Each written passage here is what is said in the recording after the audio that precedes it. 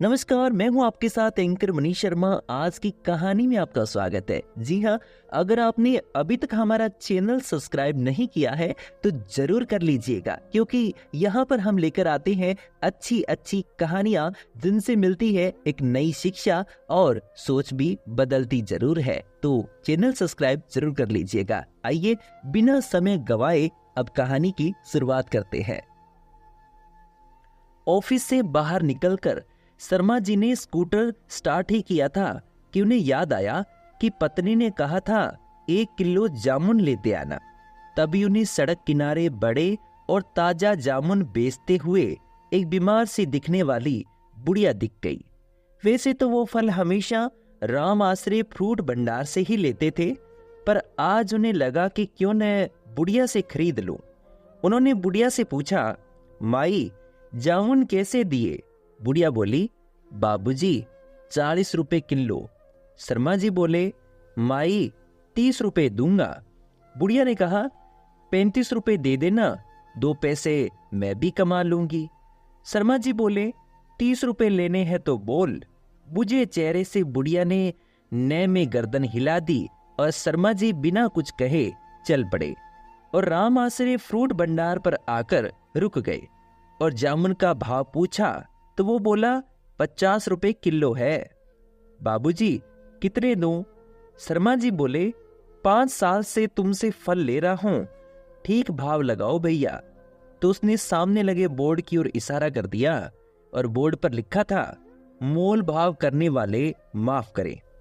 शर्मा जी को उसका व्यवहार बहुत बुरा लगा। उन्होंने कुछ सोच समझकर स्कूटर को वापस ऑफिस की ओर मोड़ दिया।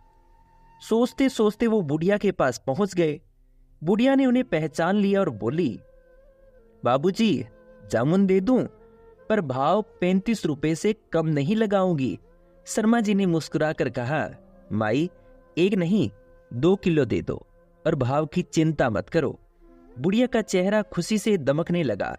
जामुन देते हुए बोली, बाबूजी मेरे पास थैली नहीं है। फिर बोली, एक टाइम था जब मेरा आदमी जिंदा था तो मेरी छोटी सी दुकान थी, सब्जी फल सब कुछ बिकता था उस पर। आदमी की बीमारी में दुकान चली गई, आदमी भी नहीं रहा, अब खाने के लाले बड़े हैं। किसी तरह पेट पाल रही हूं, कोई औलाद भी नहीं है जिसकी ओर मदद के लिए देखूं। इतना कहते कहते बुढ़िया रुआसी सी हो गई और उसकी आंखों में आंसू आ गए। शर्मा जी ने 100 रुपए का नोट बुढ़िया को दिया तो वो बोली, बाबूजी मेरे पास छुट्टे नहीं है। शर्मा जी बोले, माई चिंता मत करो, रख लो। अब मैं तुमसे ही फल खरीदूंगा और कल मैं तुम्हें 1000 रुपए दूंगा, धीरे धीरे चुका देना और परसों से बेचने के लिए मंडी से दूसरे फल भी लेकर आना। बुढ़िया कुछ कह पाती उसके पहले ही शर्मा जी घर की ओर रवाना हो गए। घर पहुंचकर उन्होंने पत्नी से कहा, न जाने क्यों हम हमेशा मुश्किल से पेट पालने वाले थड़ी लगाकर सामान बेचने वालों से मोल भाव करते हैं, किंतु बड़ी दुकानों पर मुंह मांगे पैसे देकर आते हैं। शायद हमारी मानसिकता बिगड़ गई है। गुणवत्ता के स्थान पर हम चकाचौंध पर अधिक ध्यान देने लगे हैं। अगले दिन शर्मा जी ने बुढ़िया को 500 रुपए देते हुए कहा, माई लौटाने की चिंता मत करना, जो फल खरीदूंगा उसकी कीमत से ही चूक जाएंगे।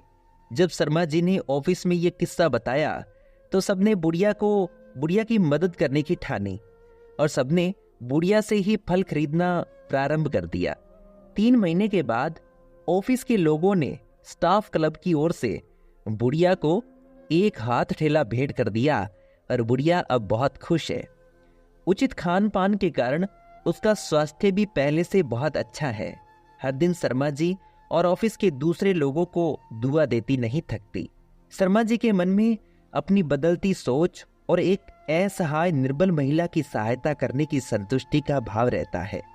जीवन में किसी बेसहारा की मदद करके देखो दोस्तों, अपनी पूरी जिंदगी में किए गए सभी कार्यों से ज्यादा संतोष मिलेगा। अगर ये कहानी आपको अच्छी लगी है तो एक अच्छा सा कमेंट जरूर बताइएगा। जी हाँ, कमेंट में बताइएगा कि इस कहानी से आपको क्या शिक्षा मिली है, क्या आपने भी ऐसी कोई मदद जरूर की है। अगली कहानी में फिर से मिलते हैं। तब तक हमें दीजिए इजाजत, आपके अपने दोस्त एंकर मनीष शर्मा को। नमस्कार।